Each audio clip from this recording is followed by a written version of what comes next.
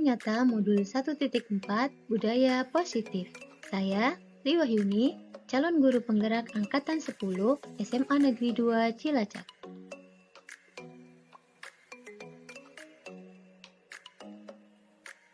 Tujuan aksi nyata ini adalah calon guru penggerak dapat menyampaikan pembelajaran dari penerapan konsep inti dari modul Budaya Positif serta pemahaman mereka mengenai konsep-konsep inti dalam modul Budaya Positif.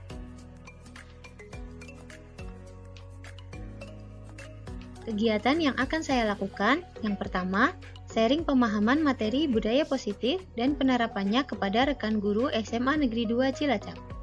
Yang kedua, pembuatan kesepakatan atau keyakinan kelas.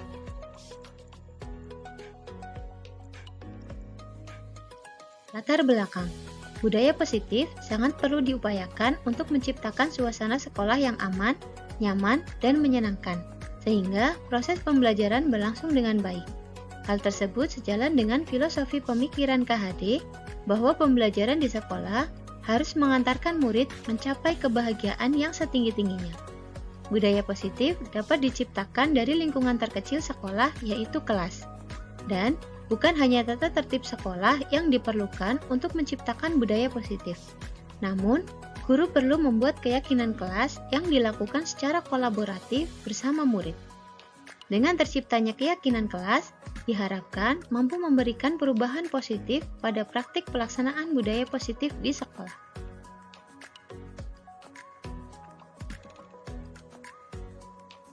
Tujuan 1. Menumbuhkan budaya positif dalam diri murid berdasarkan motivasi intrinsik. Yang kedua, membiasakan murid mempraktikkan disiplin positif di sekolah dan menjadi karakter yang akan terus dilakukan di rumah.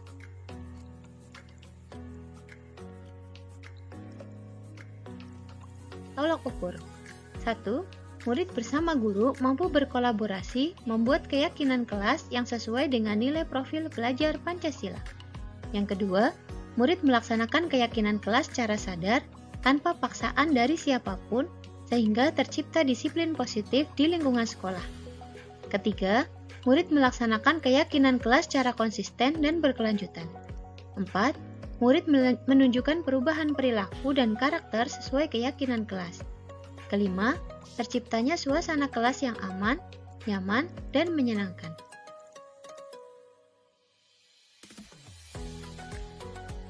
Lini masa tindakan. 1. Menyusun rencana pelaksanaan pembuatan keyakinan kelas. 2. Melakukan sosialisasi budaya positif dan keyakinan kelas kepada rekan guru dan murid. 3. Menentukan waktu pelaksanaan. 4. Guru berkolaborasi dengan murid membuat keyakinan kelas. 5. Laksanakan keyakinan kelas secara konsisten dan berkelanjutan. 6. Melaksanakan evaluasi terhadap pelaksanaan keyakinan kelas secara kontinu. 7. Melaksanakan refleksi diri dan perbaikan.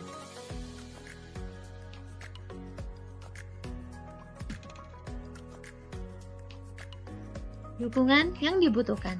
1. Dukungan dari kepala sekolah, guru, dan tenaga kependidikan untuk menjadi contoh yang baik dalam penerapan budaya positif di sekolah. Yang kedua, dukungan dari murid untuk berkolaborasi dengan guru, membuat keyakinan kelas dan melaksanakannya secara konsisten dan berkelanjutan. Ketiga, dukungan dari orang tua untuk melanjutkan pembiasaan budaya positif di rumah.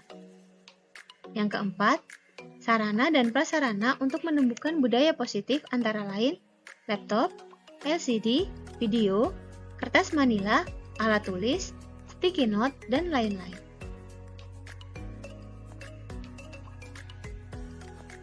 Sharing pemahaman materi terkait budaya positif kepada rekan guru SMA Negeri 2 Cilacap.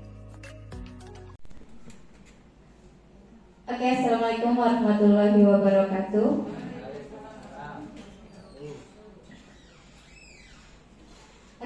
Selamat siang semuanya Bapak Ibu Guru yang saya hormati. Yang pertama, saya mau menyampaikan bahwa saya akan melakukan terkait diseminasi budaya positif. Sebelumnya saya ingin berpantun terlebih dahulu Bapak Ibu. Keliling dunia naik pesawat, pakai baju beraneka motif. Selamat siang Bapak Ibu hebat. di acara desiminasi disiplin positif. Oke, tepuk tangan sebelumnya. Oke, masih semangat ya Bapak Ibu siang ini? Oh, ya, Bu Ayu malah berdua-duanya. Oke, perkenalkan saya calon guru penggerak angkatan 10. Saya Sri Wahyuni dari SMA Negeri 2 Cilacap. Saya akan melakukan desiminasi terkait budaya positif. Di sini sekarang berarti 3 Juni tahun 2024. Ya, sebelumnya di sini saya akan menyampaikan terkait dengan pendidikan menurut KHD. Apa ada yang tahu tentang KHD itu apa? KHD siapa sih KHD itu? Oh ya, oke. Karena Bapak Ibu hebat pasti tahu ya. Ki Hajar Dewantara. Jadi pendidikan adalah proses memberi tuntunan terhadap segala kekuatan kodrat yang dimiliki anak agar mencapai keselamatan dan kebahagiaan setinggi-tingginya, baik sebagai individu maupun sebagai anggota masyarakat. Jadi, pendidikan menjadi ruang berlatih dan bertumbuhnya nilai-nilai kemanusiaan yang dapat diwariskan sehingga tercipta manusia Indonesia yang beradab. Pendidikan menciptakan ruang bagi murid yang bertumbuh secara utuh agar mampu memuliakan dirinya dan orang lain dan menjadi mandiri. Jadi menurut beliau itu pendidikan adalah proses memberi tuntunan, bukan hanya memberikan materi seperti itu. Kemudian dari filosofi pemikiran KHD di sini ada yang pertama adalah pendidikan berpihak pada murid. Jadi Bapak Ibu guru itu dimaksimalkan bahwa pendidikan itu harus berpihak pada murid, bukan hanya menyampaikan terkait dengan materinya saja. Jadi lebih ke model-model pembelajaran yang berpihak pada murid. Kemudian yang kedua adalah pendidikan sebagai among. Among itu apa? Among itu adalah memberi bagaimana caranya kita itu memberikan atau memotivasi anak-anak biar lebih semangat pembelajarannya dan sebagainya. Jadi tidak hanya memberikan materi saja. Kemudian yang terakhir adalah pendidikan ibarat petani. Tahu ya petani, kayaknya kalau Ibu Wargi lebih paham ya petani itu seperti apa ya. Jadi kita pasti akan dari segi petani sendiri itu kan berarti menanam apa ya Bapak Ibu? Benih padi ya. Jadi bagaimana caranya untuk memaksimalkan padi itu supaya dapat tumbuh dengan maksimal seperti itu. Itu layaknya di filosofi pendidikan Ki Hajar Dewantara. Kemudian pendidik itu diibaratkan sebagai petani yang tadi kita sudah sampaikan bahwa yang memiliki peranan penting untuk menjadikan tanamannya tumbuh subur. Jadi nanti pendidik itu harus memastikan bahwa tanah tempat tumbuhnya tanaman adalah tanah yang cocok ditanami. Jadi kalau misalkan menanam padi kok tanahnya tandus, otomatis bagaimana Bapak Ibu tanamannya?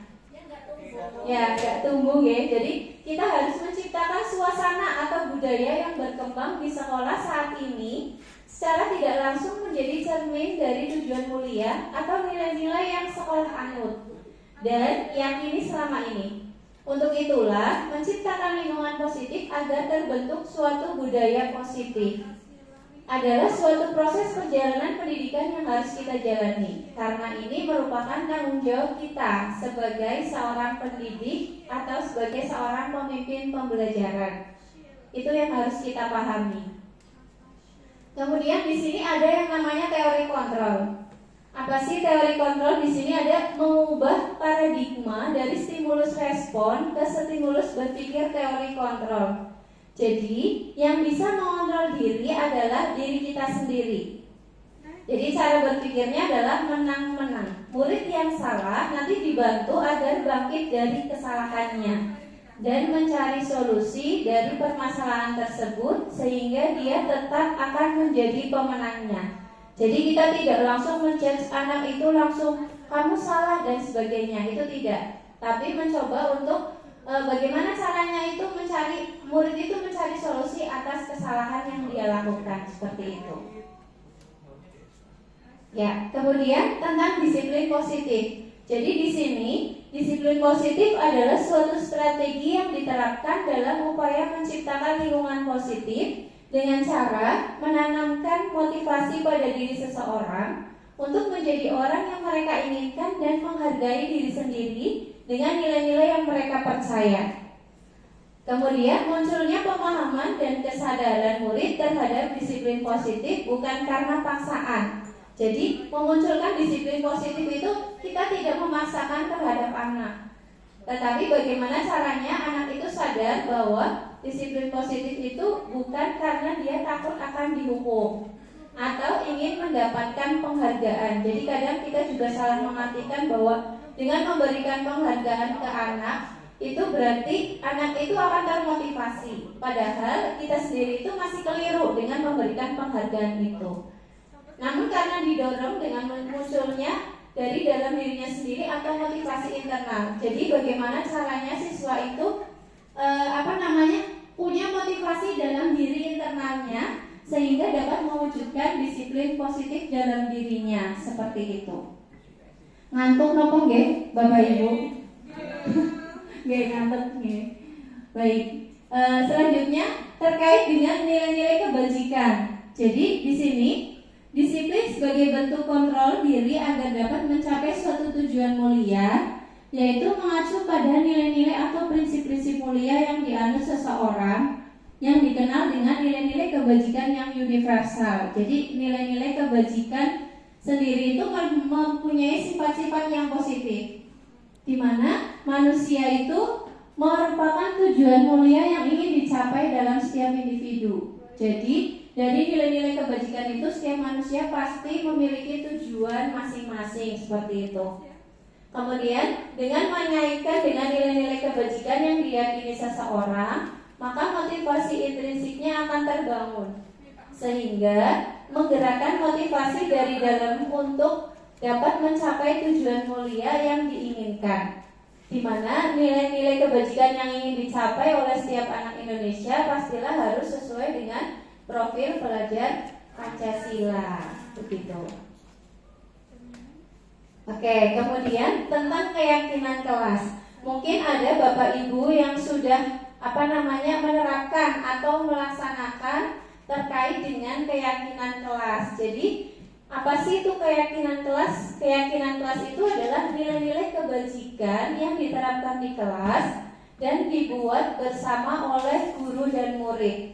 Jadi di sini nanti Bapak Ibu guru dan murid itu bersama-sama bagaimana cara mencari atau menemukan nilai-nilai kebajikan yang akan diterapkan di kelas, seperti itu. Kemudian keyakinan kelas ini bersifat lebih abstrak, berupa pernyataan universal, dibuat dalam bentuk positif. Jadi kalimat-kalimatnya nanti diubah dalam bentuk positif. Kemudian jumlahnya tidak terlalu banyak. Jadi kalau nanti terlalu banyak akan mudah lupa atau tidak dipahami oleh setiap orang, seperti itu. Sehingga mudah diingat dan dipahami dan ditinjau kembali secara berkala. Jadi diusahakan nanti setiap berkala bahwa keyakinan kelas itu bisa diulang atau ditinjau kembali biar nanti secara berkala dapat diperbaiki, seperti itu. Kemudian keyakinan kelas sendiri merupakan motivasi intrinsik yang akan menggerakkan seseorang dengan lebih bersemangat daripada sekedar mengikuti peraturan tertulis tanpa makna. Jadi nanti keyakinan kelas itu merupakan motivasi intrinsik, artinya dalam diri manusia atau dalam diri setiap orang itu nanti akan digerakkan atau secara bersemangat itu akan mengikuti peraturan yang tertulis, seperti itu. Tapi kalau misalkan memang sudah ada dalam dirinya, maka dia akan lebih memahami dengan secara sadar akan dirinya bahwa peraturan yang sudah ditulis atau keyakinan kelas itu sudah jadi hal-hal positif yang harus dilakukan oleh setiap anak, seperti itu. Ini contohnya. Jadi kemarin saya sedikit melaksanakan terkait dengan keyakinan kelas. Sebentar ya. Menyaksikan terlebih dahulu ya Bapak Ibu. Jadi nanti saya sedikit menjelaskan terkait pembuatan keyakinan kelas. Sebentar.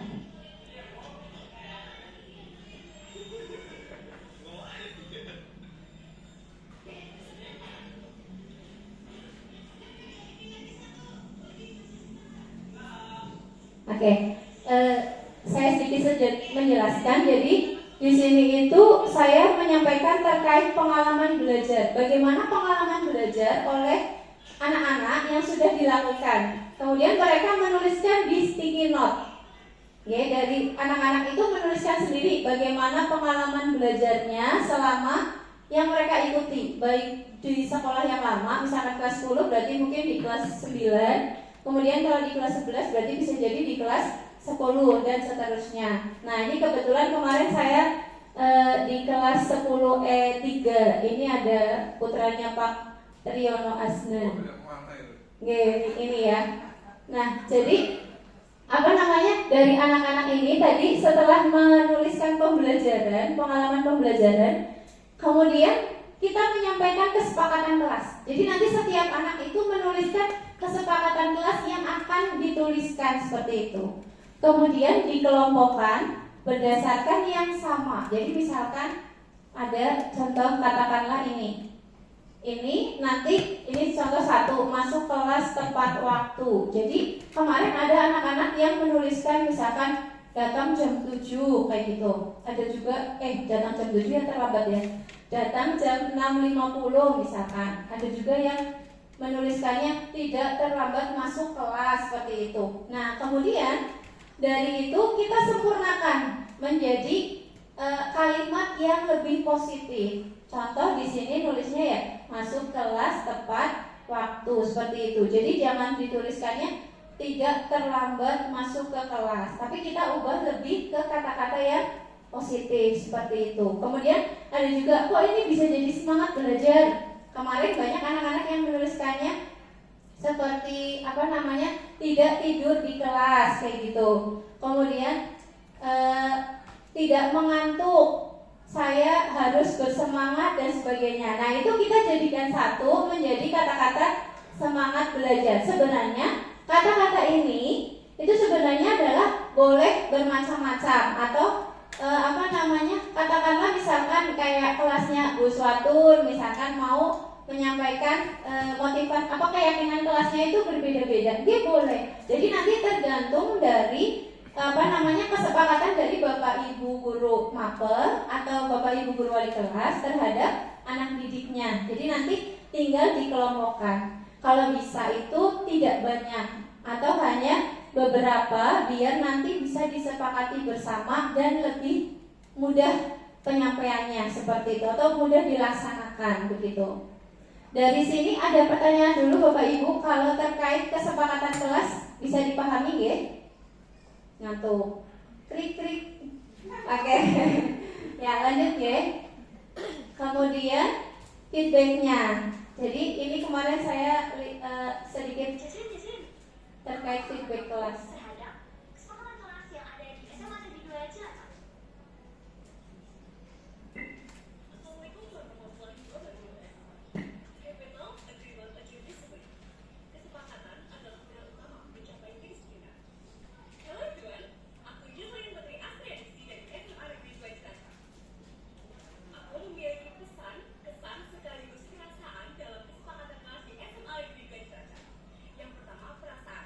Perasaanku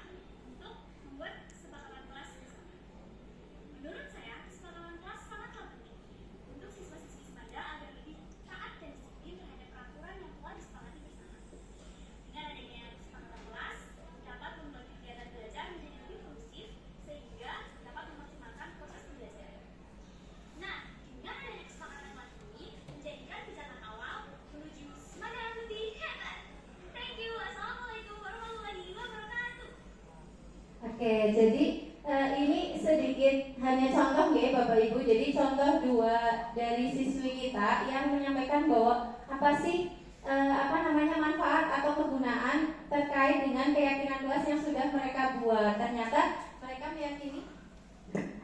meyakini bahwa keyakinan kelas yang mereka buat itu dapat menciptakan budaya positif yang nantinya bisa diterapkan di kelas, di sekolah, bahkan di rumah masing-masing seperti itu.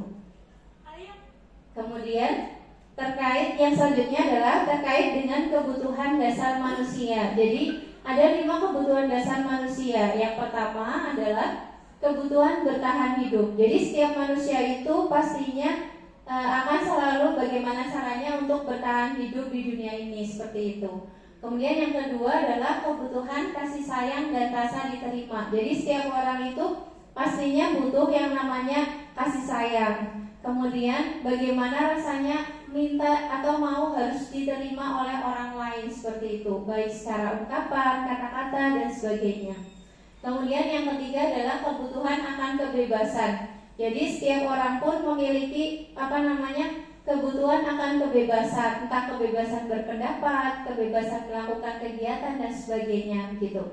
Kemudian yang keempat adalah kebutuhan akan kesenangan. Jadi setiap orang itu pasti butuh kesenangan. Gak mungkin dari kita itu pengennya susah-susah terus gitu ya. Jadi setiap orang pasti butuh kesenangan untuk merefleksikan dirinya biar lebih termotivasi lagi hidupnya, begitu.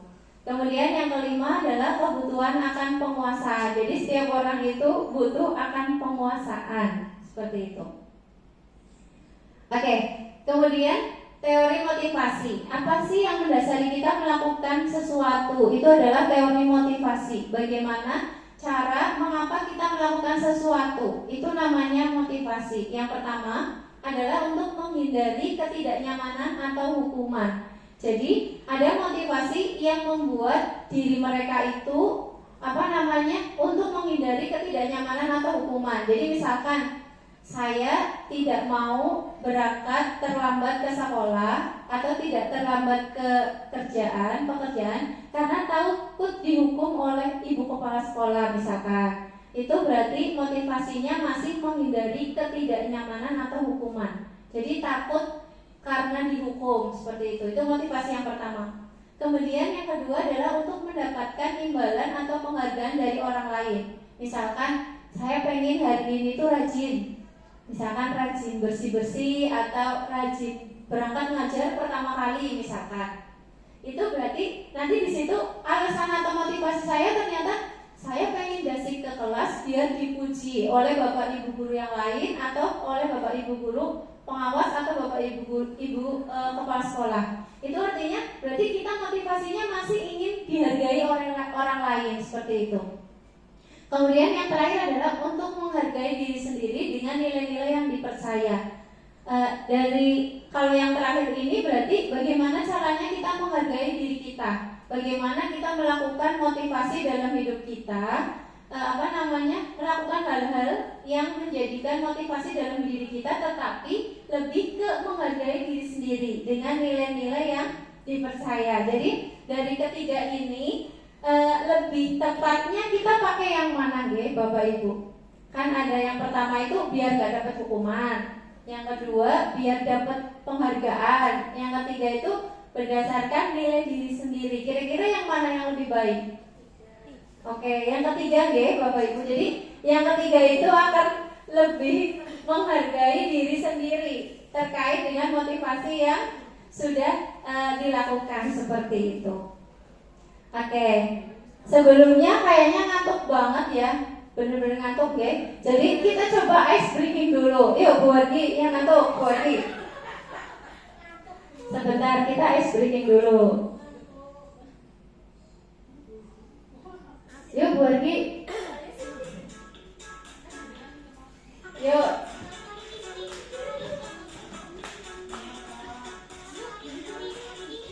Monggo Bapak Ibu, yuk sebentar kita ice breaking dulu.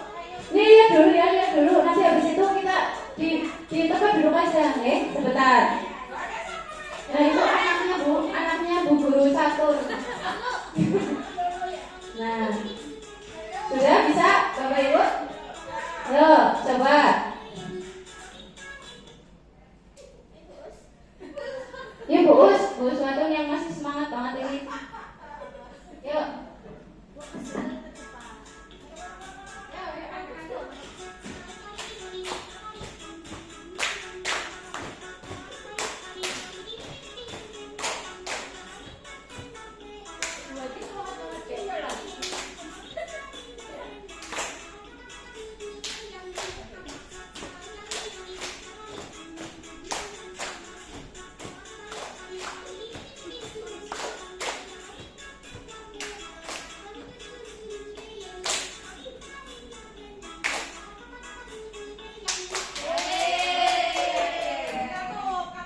ngantuk lagi ya biasanya ya.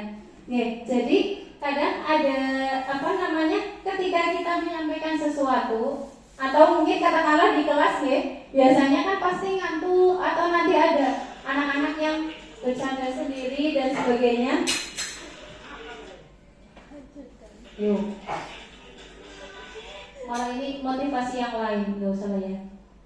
Jadi ketika kita mungkin melakukan pembelajaran yang lama-kelamaan kita itu jadi ngantuk atau bosen di kelas dan sebagainya, Bapak Ibu pasti udah hebat-hebat, jadi bisa memberikan contoh ke melakukan ice breaking, bisa pakai nari-nari, mungkin pakai, kalau saya biasanya pakai tepuk semangat, juga bisa pakai tepuk pagi, siang, sore, malam ya ada gitu ya. Jadi itu untuk membangkitkan motivasi kembali biar mereka juga fokus kembali di kelas seperti itu. Kita lanjut ya, Bapak Ibu masih semangat ya? Oke, masih. Terima kasih. Oke, kita lanjut ke posisi kontrol guru. Jadi nanti di sini ada 5 posisi kontrol guru. Yang pertama adalah penghukum. Jadi kalau penghukum itu biasanya nada suaranya tinggi, bisa juga matanya melotot. Itu bisa. Kemudian akibatnya murid menjadi marah dan mendendam. Kadang nggak sampai diadang-adang ya, itu Bapak Ibu guru pulangnya lewat mana nanti saya adang gitu ya. Itu ada juga. Lewatnya selarang katanya. Jadi kadang ada Bapak Ibu guru yang mungkin tidak sengaja bahwa mereka itu memposisikan diri sebagai penghukum. Kemudian tiba-tiba baru menyadari kalau anak tersebut menjadi pemarah atau pendendam ke Bapak Ibu guru tersebut. Jadi kadang kita juga tidak menyadari bahwa tiba-tiba kamu kok tidak pakai dasi kayak gitu. Berarti bagaimana caranya menanyakan yang baik terhadap anak atas kesalahannya. Jadi kalau bisa jangan menjadi penghukum begitu. Kemudian yang kedua adalah pembuat merasa bersalah. Biasanya itu nadanya memelas. Gimana caranya kita memelas? Kemudian tubuhnya merapat kepada murid. Itu bukan mepet mepet sama muridnya enggak. Kemudian akibatnya murid merasa bersalah. Jadi nanti di sini bagaimana caranya itu membuat merasa bersalah. Misalkan, ayolah kerjakan tugasnya biar nanti cepat selesai kayak gitu. Biasanya nada-nadanya memelas ke anak tersebut sehingga anak tersebut dapat merasa bersalah dengan apa yang mereka lakukan begitu. Kemudian yang ketiga adalah teman. Teman di sini adalah biasanya nada suaranya itu ramah. Ramah sekali, akrab, kemudian tubuhnya merapat ke murid. Sebenarnya mirip kayak yang tadi. Kemudian murid akrab dengan guru. Ini akibatnya murid akan lebih cenderung akrab ke gurunya. Kemudian akan lebih bergantung pada guru tersebut. Jadi misalkan karena saking akrabnya, kadang anak sendiri itu kayak merasa bahwa guru itu sebagai teman kita. Tetapi kita tidak menyadari bahwa kita punya batasan, bahwa kita adalah seorang guru, mereka seorang murid. Jadi ini lebih ke ngobrol, misalnya kayak di jalan juga, halo Bu dan sebagainya. Jadi udah kayak teman. Itu namanya memposisikan diri sebagai teman. Kemudian yang keempat adalah pemantau. Biasanya nadanya datar. Jadi karena kita hanya memantau, berarti nada suaranya itu datar. Bahasa tubuhnya pun formal. Jadi bahasanya ya kayak semuanya datar kayak gitu ya. Jadi nggak ada ungkapan yang lain. Nanti murid itu akan memahami konsekuensi yang harus dijalankan karena telah melanggar peraturan sekolah. Jadi misalkan kenapa kamu pakai kaos kaki hitam? Itu aja. Tapi nggak ada istilah matanya melotot, nadanya tinggi, enggak. Tapi di sini lebih ke memahami bagaimana caranya memantau. Kita hanya memantau anak-anak tertentu yang kemudian kita menyampaikan bagaimana kesalahan atau nanti konsekuensinya seperti apa begitu. Yang terakhir, posisi kontrol guru adalah manajer, di mana di sini guru mempersilahkan murid untuk mempertanggungjawabkan perilakunya. Guru mendukung murid agar menemukan solusi atas permasalahan dirinya. Ini biasanya mengacu pada segitiga restitusi, di mana restitusi itu nanti dapat diterapkan jika anak-anak itu melakukan kesalahan. Itu bisa diterapkan.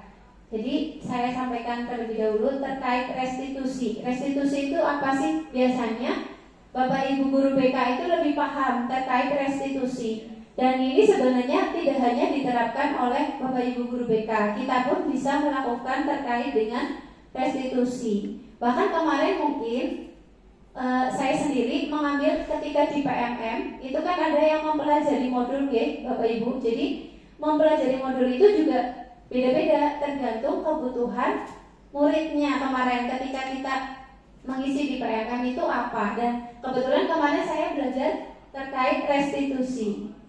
Ya, ini restitusi adalah proses menciptakan kondisi bagi murid untuk memperbaiki kesalahan mereka sehingga mereka bisa kembali pada kelompok mereka dengan karakter yang lebih kuat. Jadi nanti restitusi itu akan membantu murid menjadi lebih memiliki tujuan, disiplin positif, dan memulihkan dirinya setelah berbuat salah. Kemudian restitusi bukan untuk menebus kesalahan, tetapi untuk belajar dari suatu kesalahan.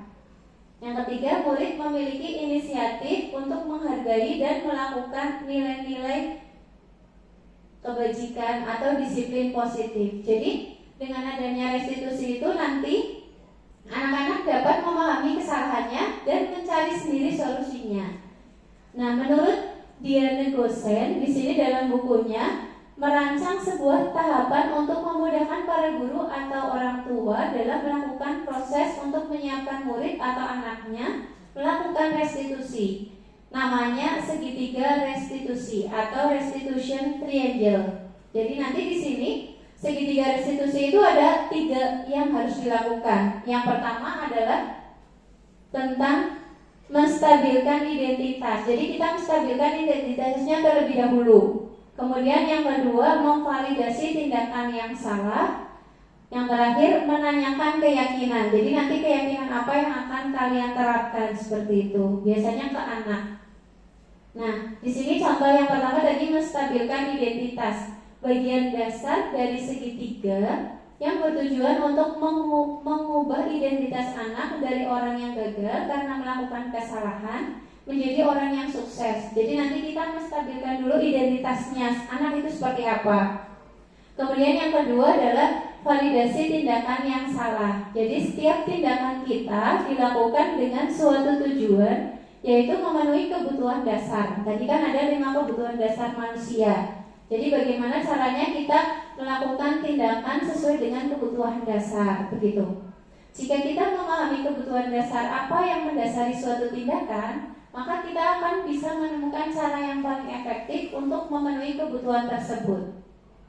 Yang terakhir adalah menanyakan keyakinan. Jadi nanti teori kontrol menyatakan bahwa kita pada dasarnya termotivasi secara internal. Jadi setiap diri kita itu pasti punya motivasi internal. Jadi ketika identitasnya sudah telah tercapai di langkah 1 tadi, dan tingkah laku yang salah telah divalidasi di langkah kedua, maka anak akan siap untuk dihubungkan dengan nilai-nilai yang dia percaya. Jadi setelah tadi langkah 1 dan 2 itu selesai dilaksanakan, maka di langkah ketiga itu anak akan siap untuk dihubungkan dengan nilai-nilai yang dia percaya dan berpindah kepada orang yang dia inginkan. Begitu. Jadi dia menginginkan orang yang seperti apa atau bagaimana caranya memperbaiki diri mereka seperti itu. Oke, ini contoh yang sudah saya terapkan. Jadi penerapan segitiga restitusi di sekolah. Saya tampilkan beberapa contoh. Yang pertama, kasus pertama adalah kelas adalah salah satu tempat di sekolah untuk belajar yang nyaman. Tetapi perlu adanya keyakinan kelas sehingga suasana pembelajaran dapat berjalan dengan lancar. Ketika pembelajaran, saya melihat ada seorang siswa bernama Nesha yang terdiam. Ketika saya mendekati, ternyata dia tertidur. Mungkin Bapak Ibu guru pernah ya mengalami seperti ini. Saya mencoba membangunkan dan menyuruhnya mencuci muka. Kemudian kembali mengikuti pembelajaran dengan baik. Setelah selesai pembelajaran, saya mencoba menyelesaikan masalah Nesha yang tertidur di kelas menggunakan segitiga restitusi. Ini contoh kasusnya.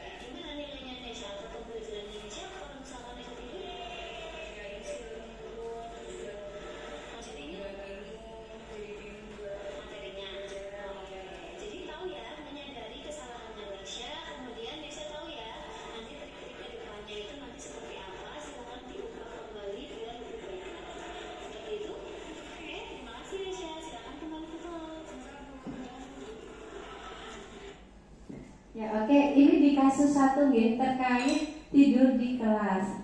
Kemudian yang kedua, ya saya contohkan dulu yang pertama sama yang kedua. Nanti ada feedback dari anak tersebut. Jadi yang di kasus kedua itu siswa datang terlambat ke sekolah. Adalah tata tertib di sekolah itu kan sebenarnya aturannya adalah jam 7.00 itu harus sudah masuk ke gerbang dalam.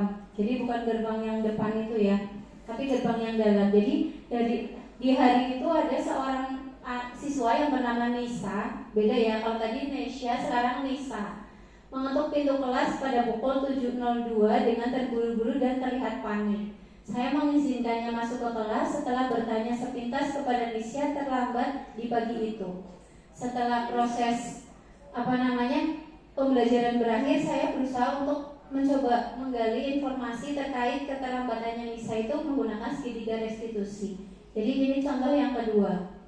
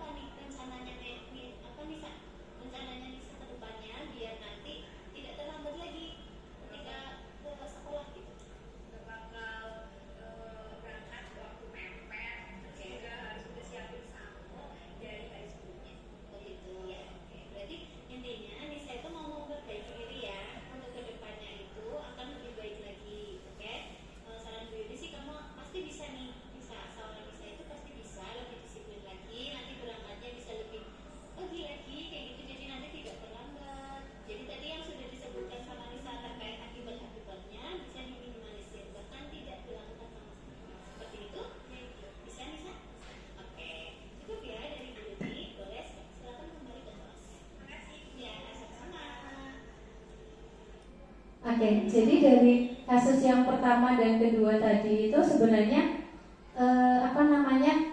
hanya salah satu contoh bagaimana caranya kita menerapkan segitiga restitusi. Kemudian ini ada feedback dari kedua anak tersebut.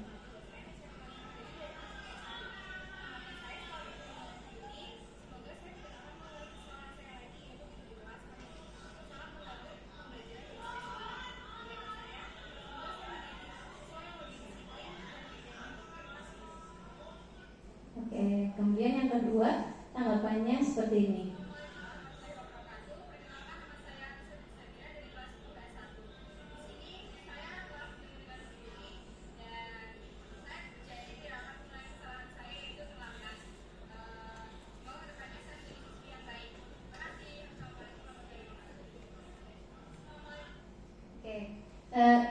Jadi dari permasalahan tersebut, dari keduanya, tadi ketika kita sudah menerapkan segitiga restitusi, kita akan menanyakan ketiga tadi yang segitiga restitusinya, sehingga membuat anak itu tidak langsung minder, atau bagaimana caranya anak itu akan mempertanggungjawabkan apa yang mereka lakukan, dan terus bagaimana menemukan solusi terkait dengan dirinya sendiri, begitu. Jadi dia tidak akan tiba-tiba kita yang mencarikan solusi, kamu kalau tidur ya harus kayak gini gitu. Tapi tidak, mereka sendiri yang akan mencari solusinya seperti itu. Jadi dalam penerapan segitiga restitusi untuk menyelesaikan suatu masalah yang terjadi di sekolah, guru memposisikan dirinya sebagai manajer, bukan ke 4 kontrol guru yang lain itu, tapi lebih ke manajer.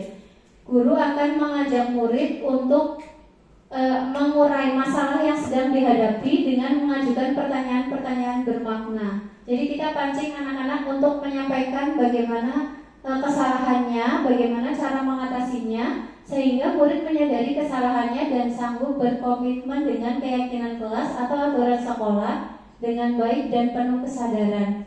Jadi murid itu akan lebih mandiri, percaya diri dan bertanggung jawab atas dirinya, begitu. Itu contohnya.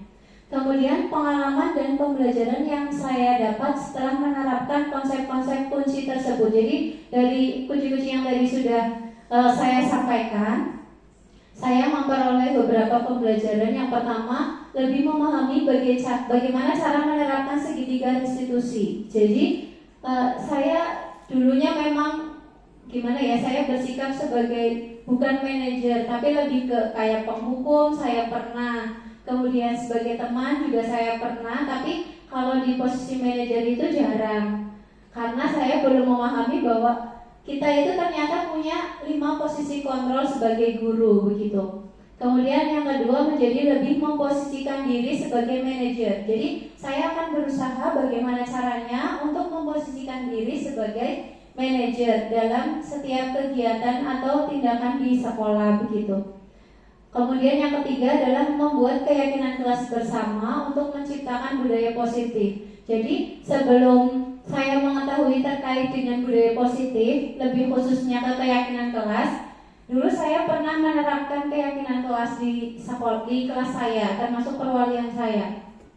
Nah, ketika itu saya belum memahami terkait dengan bagaimana cara membuat keyakinan kelas. Jadi saya hanya, ayo kita bikin kayak gitu. Kayak anak pun langsung menuliskan saja. Jadi kayak keyakinan kelas di kelas saya itu bahkan bisa sampai 10 atau 20 mungkin. Dan ternyata itu kurang efektif. Jadi setelah saya belajar ini, ternyata saya lebih memahami bahwa keyakinan kelas bersama itu dapat menciptakan budaya positif, begitu. Kemudian sudah, terima kasih. Sampai sini ada yang mau bertanya? Monggo, Uswatun.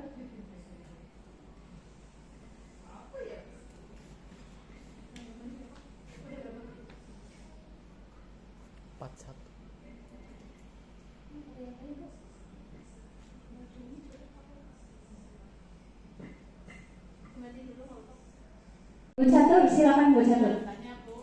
Itu yang keyakinan kelas. Tapi kalau yang dicontohkan kayaknya yang bagus. Gimana kalau yang kayak sanksi itu bisa masuk keyakinan kelas apa tidak? Yang mana? Yang mana? Hukuman, sanksi, misalnya terlambat, suruh bersihin apa, itu bisa masuk keyakinan kelas apa tidak? Oke, paham pertanyaannya. Udah situ saja. Ya. Oke.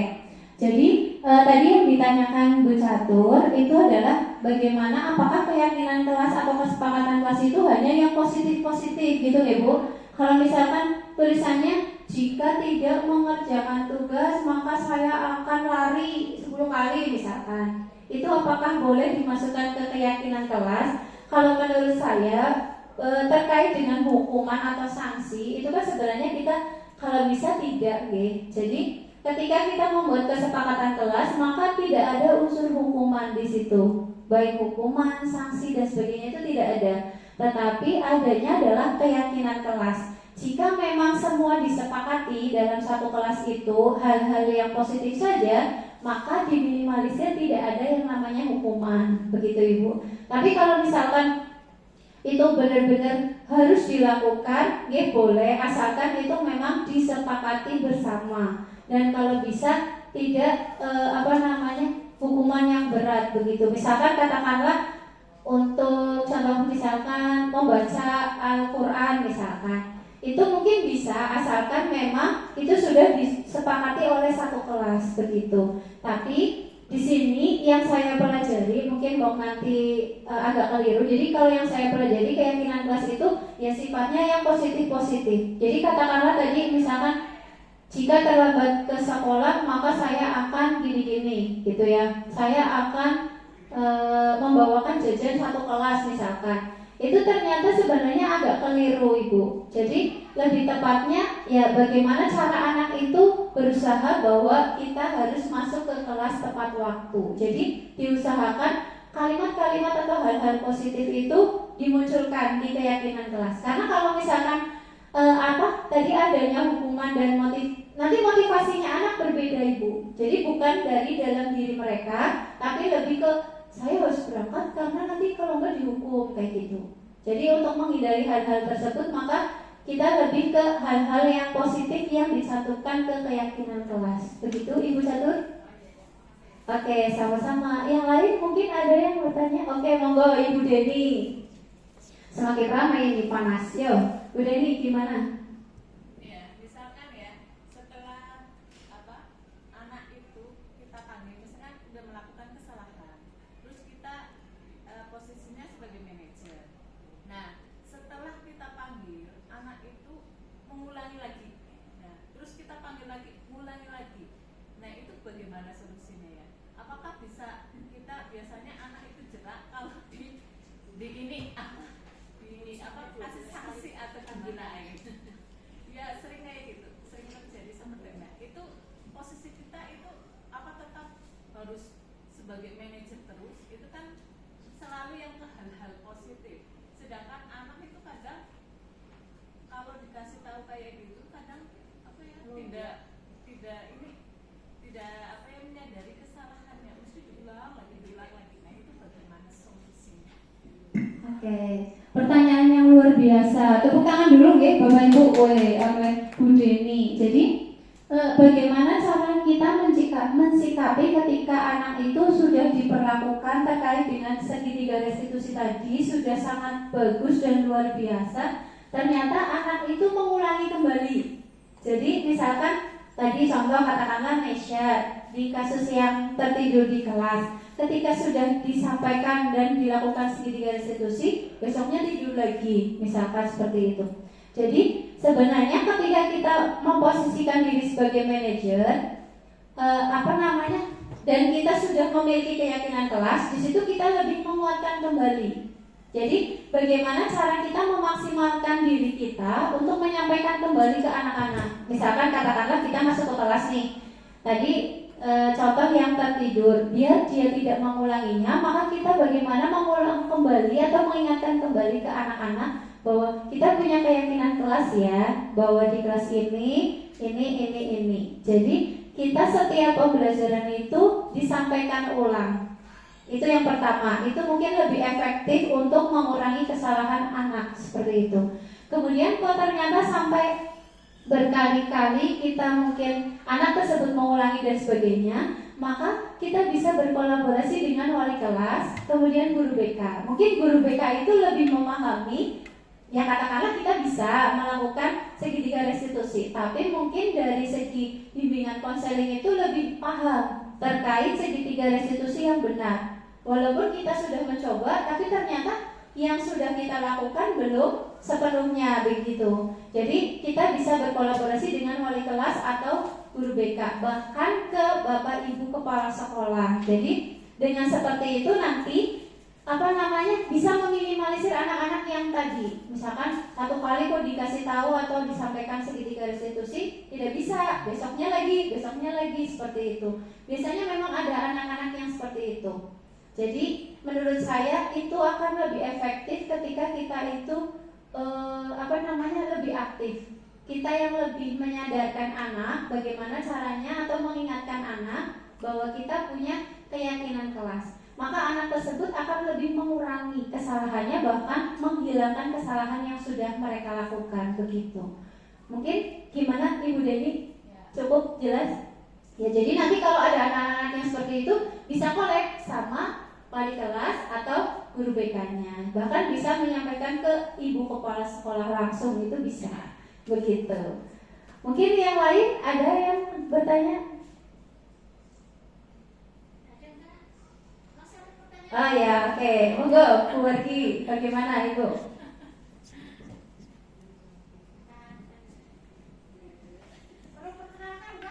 Boleh, silakan mau pakai mic atau? Oh, nggak usah. Ini Ibu Wargiati yang paling cantik. Monggo, silakan Ibu. Terima kasih atas waktunya Bu Yuni. Ini Bu Yuni kan sudah lama ngajar di sini. kan sudah melakukan aksi nyata disiplin kelas. Bagaimana pesan Bu Yuni terhadap disiplin positif yang sudah ada di kelas Ibu Yuni, dan apakah Anda menemukan hal-hal yang baru dalam aksi nyata Anda? Hal-hal yang positif, tentunya yang positif. Oke. Oke, sudah ya Ibu gitu? Oke, jadi setelah saya membuat beberapa disiplin, maksudnya buat gitu tadi kayak budaya positif yang sudah saya lakukan deh. Contohnya tadi keyakinan kelas, saya sudah mencoba mempraktekkannya di kelas seperti itu. Jadi hal-hal baru yang saya yakini, atau kadang ada hal-hal lucu. Jadi setiap kita menuliskan pengalaman belajar anak, misalkan kita mau membuat kesepakatan kelas, kita bisa menuliskan pengalaman belajarnya. Contoh katakanlah saya kan ngajar matematika. Nah ternyata di situ ada anak-anak yang menuliskan gini, semoga saya tambah pinter matematikanya, kayak gitu. Terus pengalaman belajarnya ada juga yang gurunya tidak jelas jelasinya, kayak gitu. Pokoknya bahasanya lucu-lucu. Nah dari situ itu saya menemukan hal-hal positif atau hal-hal baru, bahwa setiap anak itu ternyata beda-beda keinginannya, atau pengalaman yang mereka lakukan itu sudah sangat berbeda. Nah dari situ nanti kita bersama-sama bagaimana cara membentuk keyakinan kelas. Bahkan yang terakhir itu kemarin saya menyampaikan anak itu suruh menuliskan harapannya. Kayak kemarin karena saya menerapkan di kelas 10, jadi saya menuliskan harapan mereka di kelas 11-nya nanti seperti apa, atau bahkan setelah lulus sekolah itu seperti apa. Itu banyak yang anak-anak tuliskan. Bahkan sampai nyampaikannya itu, saya tidak lagi tidur di kelas, kayak gitu. Berarti kan mereka memang pernah tidur di kelas ketika pembelajaran.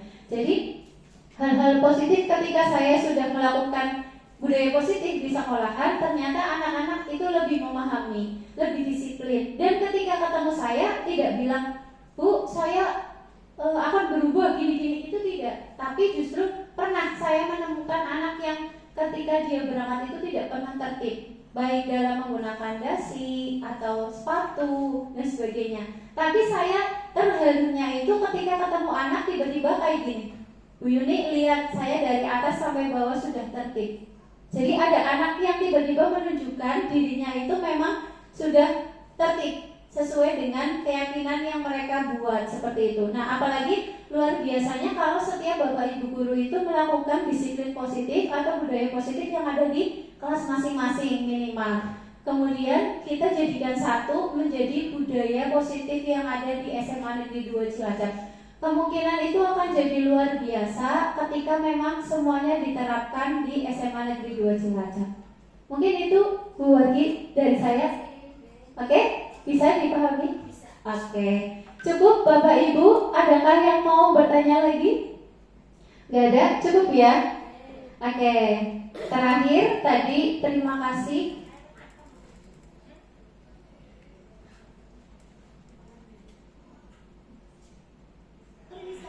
Oke, jadi dari tadi yang sudah saya sampaikan bahwa budaya positif itu dapat diterapkan atau dapat dimaksimalkan dari semua Bapak Ibu guru yang ada, atau bahkan staf tata usaha dan semua warga SMA Negeri 2 Cilacap. Harapannya adalah budaya positif itu dapat dimunculkan atau lebih dimaksimalkan kembali, sehingga nanti dalam diri anak itu tidak hanya dilakukan di sekolah, tetapi dapat dilakukan di rumah masing-masing atau di lingkungan masyarakat, sehingga memunculkan orang-orang yang luar biasa yang dapat memaksimalkan dirinya untuk berguna bagi nusa dan bangsa, begitu. Mungkin sekian dari saya. Ada sedikit pantun. Duduk santai di waktu petang, teman indah akhirnya memancar. Kepada semua yang datang, semoga rezekinya makin lancar. Amin ya rabbal alamin. Mungkin sekian dari saya terkait dengan sosialisasi terkait dengan budaya positif di saya di Guru Penggerak Angkatan 10.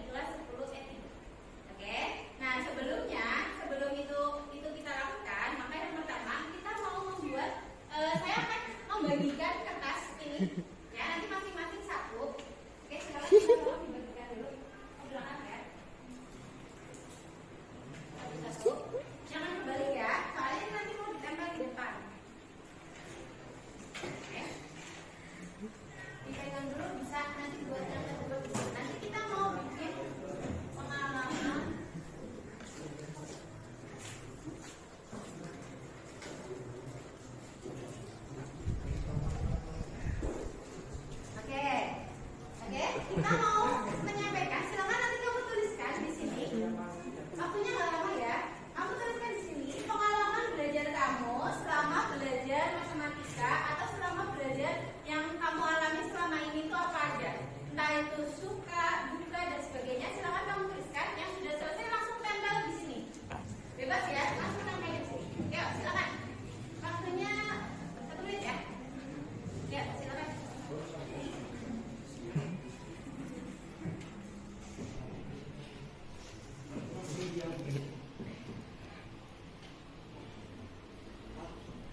Oke, yuk silakan kita cek. Saya nggak ada namanya, jadi nah, gitu ya. Gimana, Pak? Iya. Oke, sudah belum ya? Yang sudah pegang ini lagi 1. Jadi masih sisa nggak? Kita. Oke, ini dari beberapa pengalaman belajar kalian ya. Silakan, apakah ada yang mau membantu Bu Yuni untuk mengelompokkan apa namanya yang sekiranya itu mirip-mirip nanti seperti apa? Yuk, siapa? Oke, silakan. Alvin sama Akbar ya. Oke, silakan dikelompokkan dulu. Ya, bisa ditaruh di sini nggak, Pak? Di sini, Pak.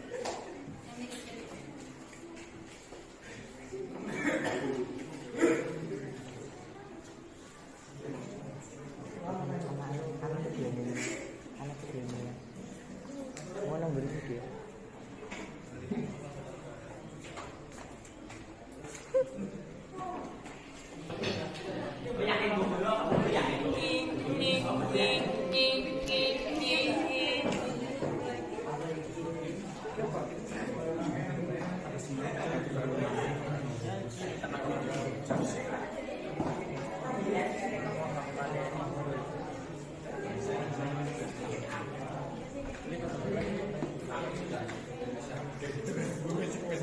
Iya.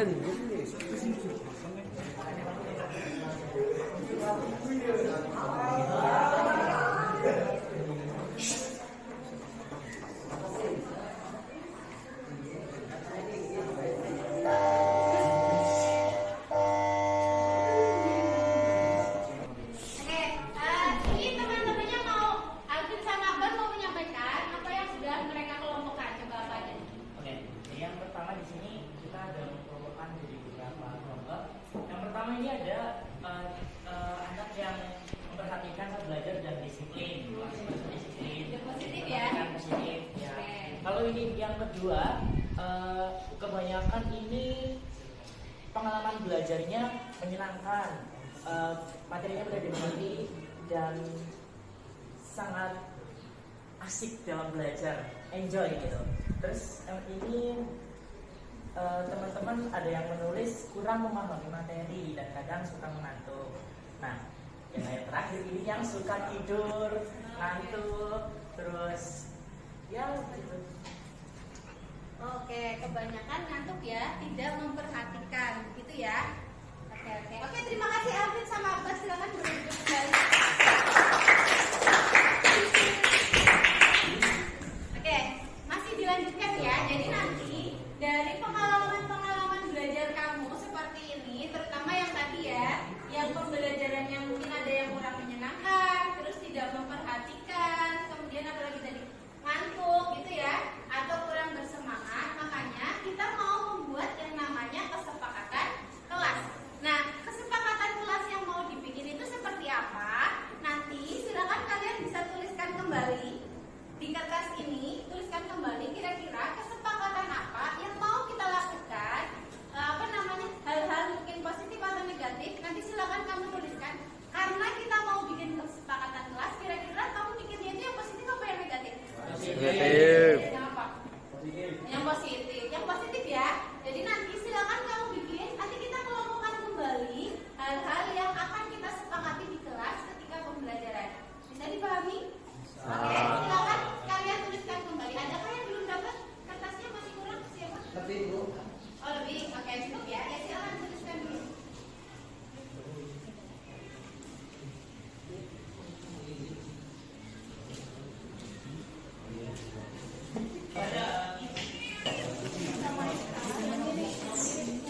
kene. Nah, Oke, sudah ya. Jadi tadi dari kesepakatan kelas yang kamu sudah tuliskan, kita mau merangkum ini atau mau kelompokkan. Siapa yang mau membantu saya untuk mengelompokkan ini? Ya, silakan. Oke, Salwa sama Desita ya. Oke, silakan berdiri. Dituliskan nanti dari hasil itu, dituliskan kesepakatannya itu nanti mau. Silakan sini nanti menuliskan kira-kira yang mau disepakatin apa dulu. Ini hasil dari kesepakatan kelas kami. Yang pertama, oke, terus dulu apa tadi dari yang sudah dituliskan sama teman-teman ya, berarti ya. Apa? Yang pertama masuk kelas.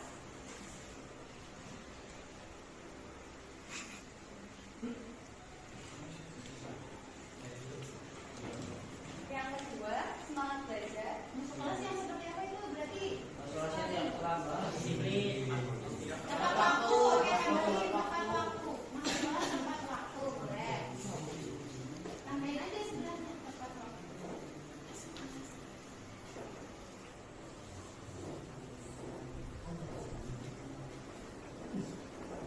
Oke, satu lagi. Yang kedua, semangat belajar.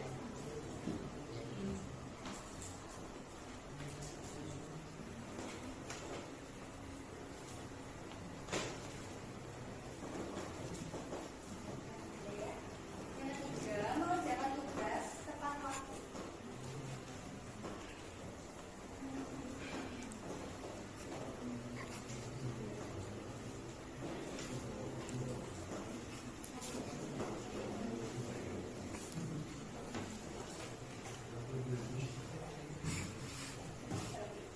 Yang fokus dalam belajar.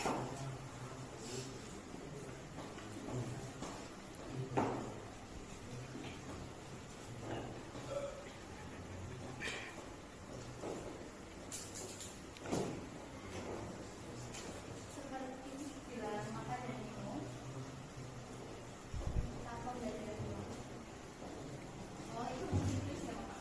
Nah, ini dia berarti ya, selesai ya. Ada lagi? Enggak, cukup? Oh, oke, tepuk tangan dulu. Oke, perhatikan dulu ya. Ya, semuanya fokus ke sini sekarang. Ya, fokus ke sini. Perhatikan. Dari yang tadi yang sudah dibantu oleh Salwa sama Deswita, tadi kan sudah mengelompokkan nih beberapa yang mirip-mirip gitu ya. Nah, kebetulan ini tadi ada yang menyampaikan apa tadi? Tidak terlambat kayak gitu ya, tidak terlambat masuk ke kelas. Nah, karena kita mau membiasakan disiplin positif, jadi bahasanya kita rubah ya. Kita rubah biar lebih apa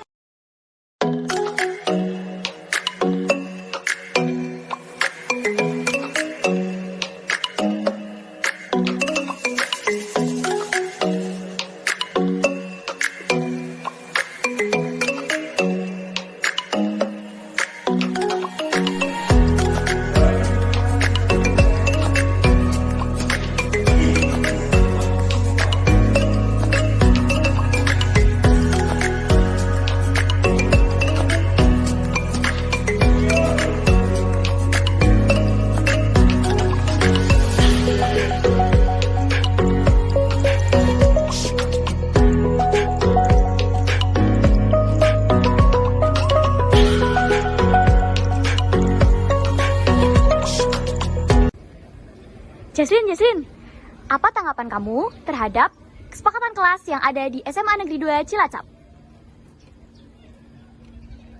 Assalamualaikum warahmatullahi wabarakatuh. Capital Agreement Achieve Discipline. Kesepakatan adalah modal utama mencapai kedisiplinan. Hello everyone, aku Jocelyn Putri Astrianingsi dari SMA Negeri 2 Cilacap. Aku memiliki pesan, kesan, sekaligus perasaan dalam kesepakatan kelas di SMA Negeri 2 Cilacap. Yang pertama, perasaan. Perasaanku setelah memperoleh atau mengetahui adanya kesepakatan kelas justru sangat senang.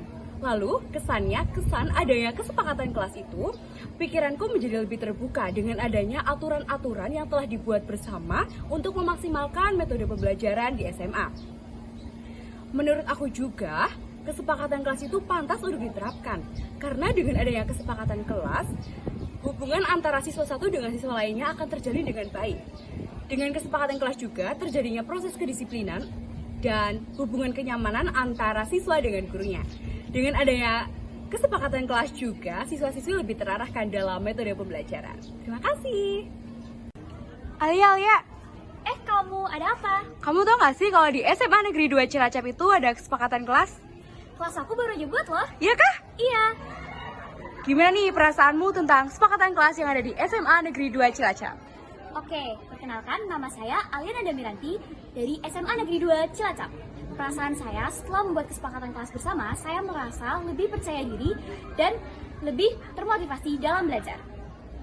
Dan saya juga merasa memiliki kebebasan berpendapat karena saya dapat menuangkan ide pikiran saya untuk membuat kesepakatan kelas bersama. Menurut saya, kesepakatan kelas sangatlah penting untuk siswa-siswi Semanda agar lebih taat dan disiplin terhadap peraturan yang telah disepakati bersama.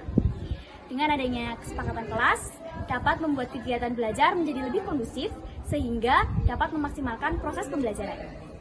Nah, dengan adanya kesepakatan kelas ini menjadikan pijakan awal menuju Semanda lebih hebat. Thank you. Wassalamualaikum warahmatullahi wabarakatuh. 1. Sharing pemahaman materi budaya positif saya lakukan pada tanggal 3 Juni 2024. Kegiatan ini diikuti oleh guru dan karyawan SMA Negeri 2 Cilacap sebanyak kurang lebih 15 orang. Yang kedua, pembuatan keyakinan kelas saya lakukan bersama siswa kelas 10 E3. Saya awali dengan meminta setiap siswa untuk mengeksplor pengalaman belajar yang dialami selama pembelajaran. Kemudian, menuliskannya pada sticky note dan menempelkannya di papan tulis kelas. Pengalaman belajar tersebut dikelompokkan dengan yang sama. Kemudian, saya mengajak siswa untuk merefleksi pengalaman belajar tersebut dan mencari solusi secara bersama. Solusi tersebut kami kembangkan menjadi keyakinan kelas. Ketiga, siswa sangat antusias dalam membuat keyakinan kelas. Mereka semakin mantap dengan keyakinan kelas tersebut sebagai salah satu upaya untuk menciptakan kenyamanan belajar sehingga memberikan efek yang positif atas harapan yang telah seluruh siswa buat.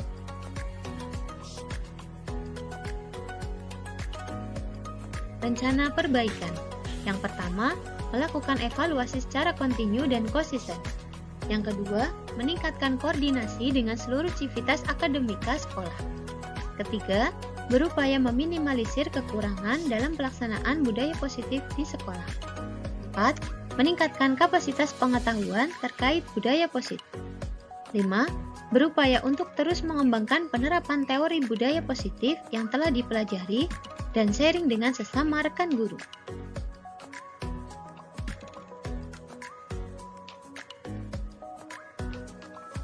Terima kasih. Demikian dari saya, Sri Wahyuni, calon guru penggerak Angkatan 10 SMA Negeri 2 Cilacap. Salam guru penggerak. Bergerak, tergerak, menggerakkan.